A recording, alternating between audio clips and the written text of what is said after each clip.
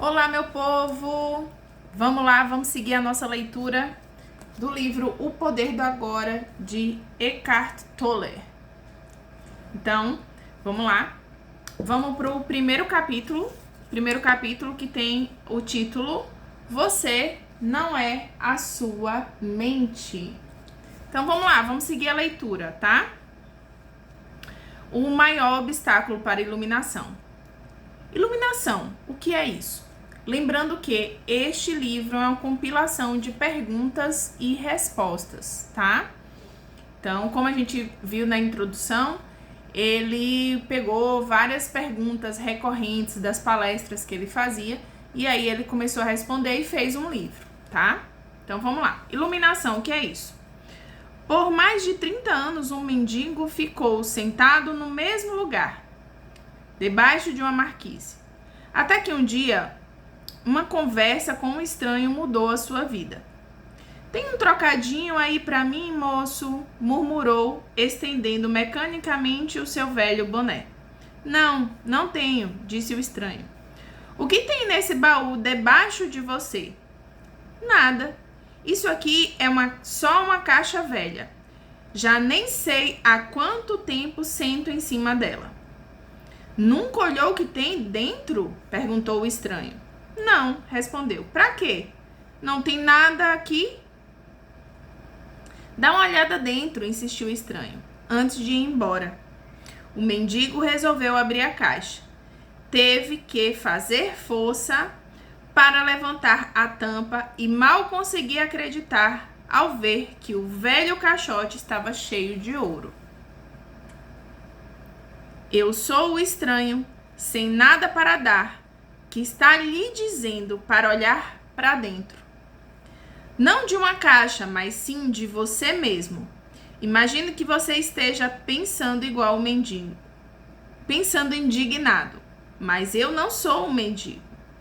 Infelizmente, todos que ainda não encontraram a verdadeira riqueza, a radiante alegria do ser e uma paz inabalável, são mendigos, mesmo que possuam bens e riquezas materiais.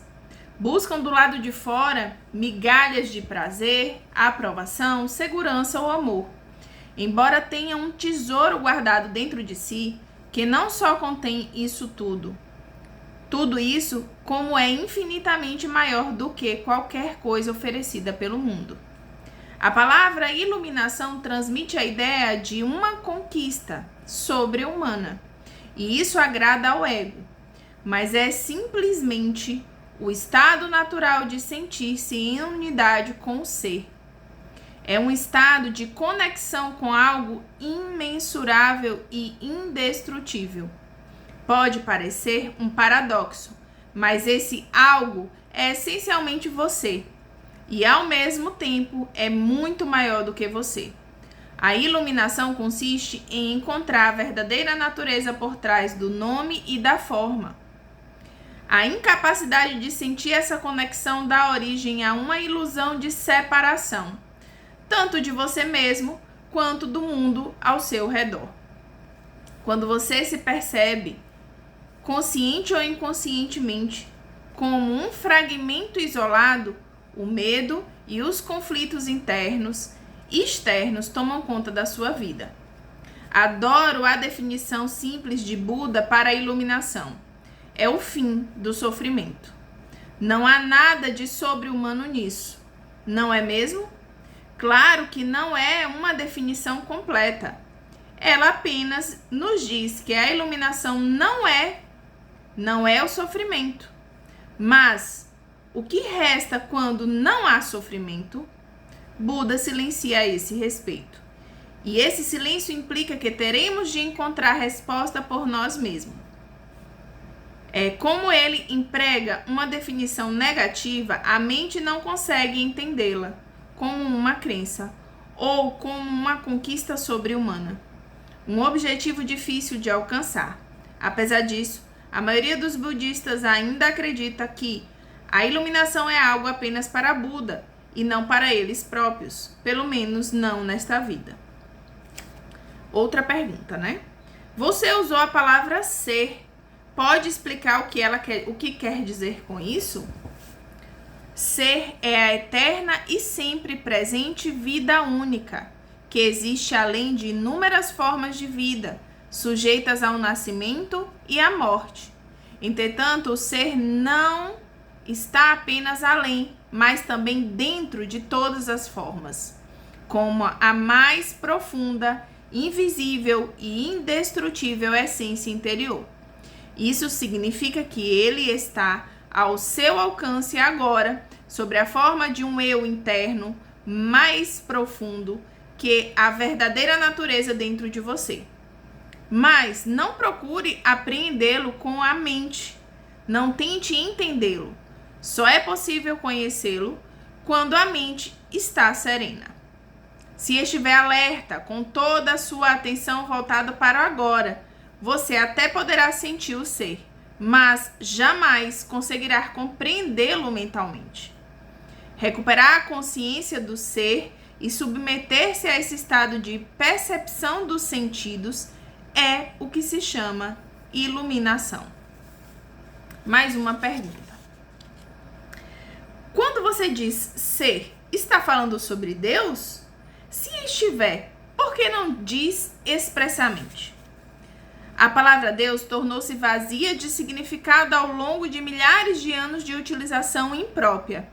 Emprego-a ocasionalmente, mas com moderação.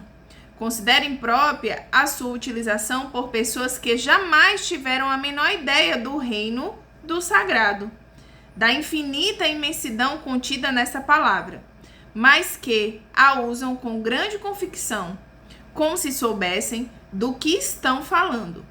Existem ainda aqueles que questionam o termo, como se soubesse o que estão discutindo.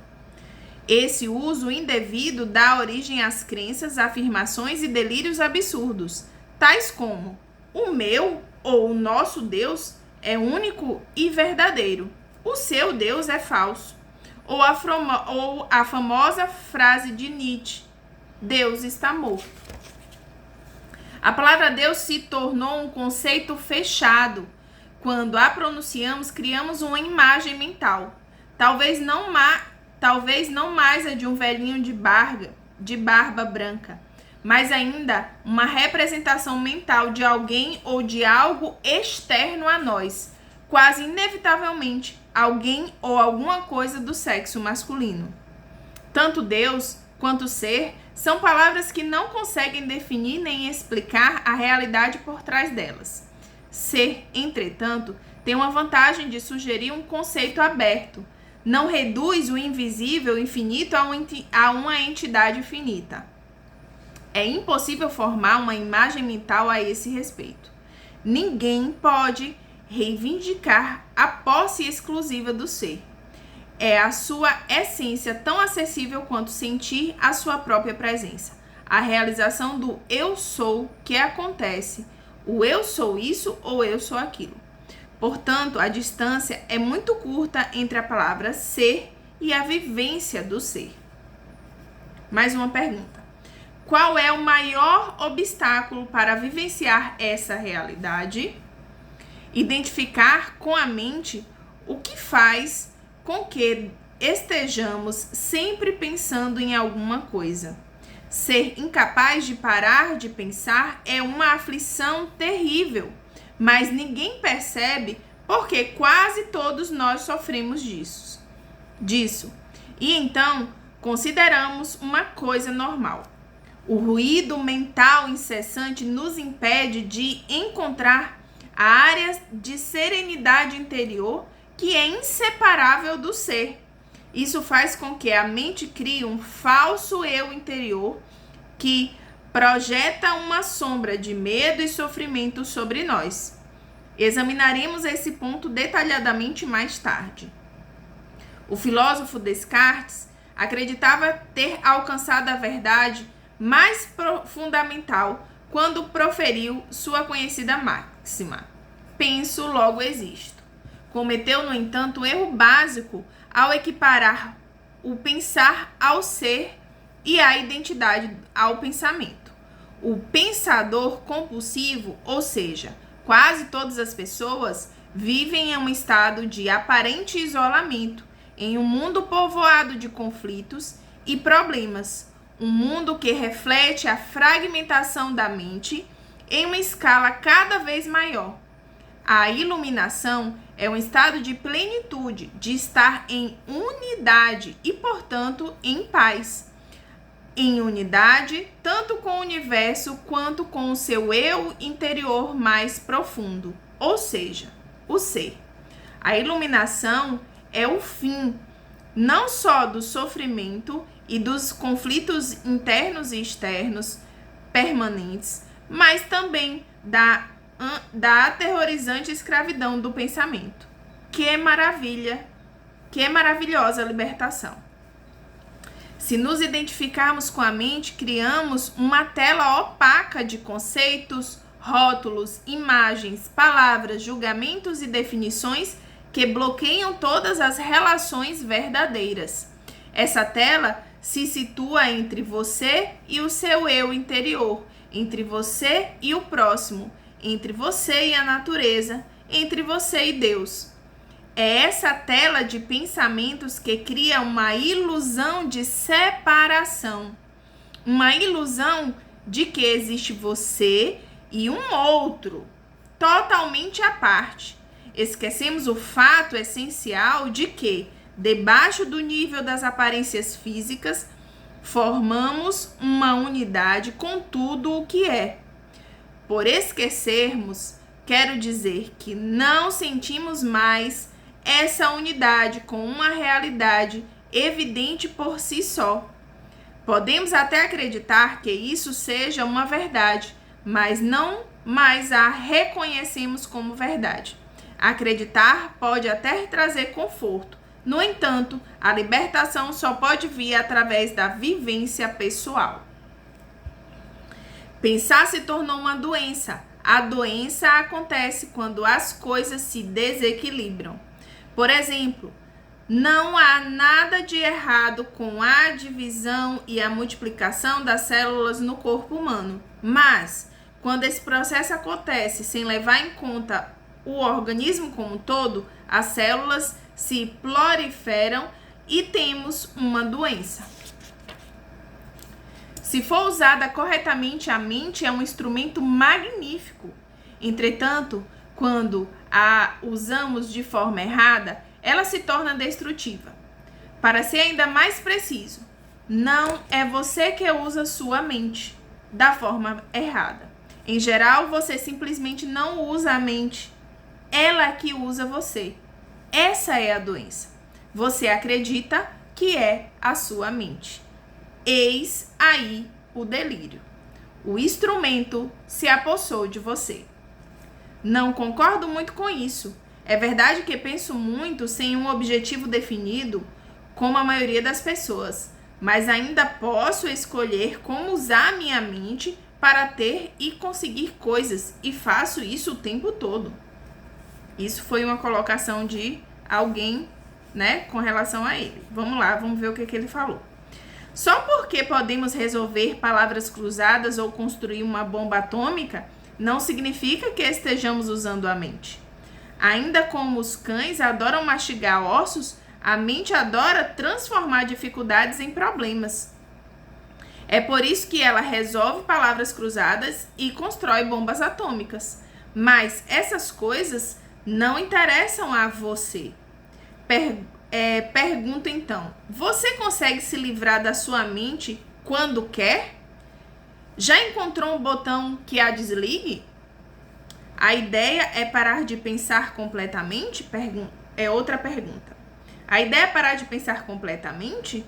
Não, não consigo. E não, a não ser por 1 ou 2 segundos. A pessoa respondeu, né? A ideia é parar de pensar completamente? Não consigo, a não ser por 1 e 2 segundos. Então, é porque a mente está usando você. Estamos tão identificados com ela que nem percebemos que somos seus escravos. É quase como se algo nos dominasse sem termos consciência disso e passássemos a viver como se fôssemos a entidade dominadora. A liberdade começa quando percebemos que não somos a entidade dominadora, o pensador. Saber disso nos permite observar a entidade.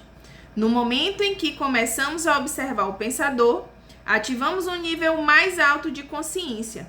Começamos a perceber, então, que existe uma vasta área de inteligência além do pensamento e que este é apenas um aspecto diminuto da inteligência.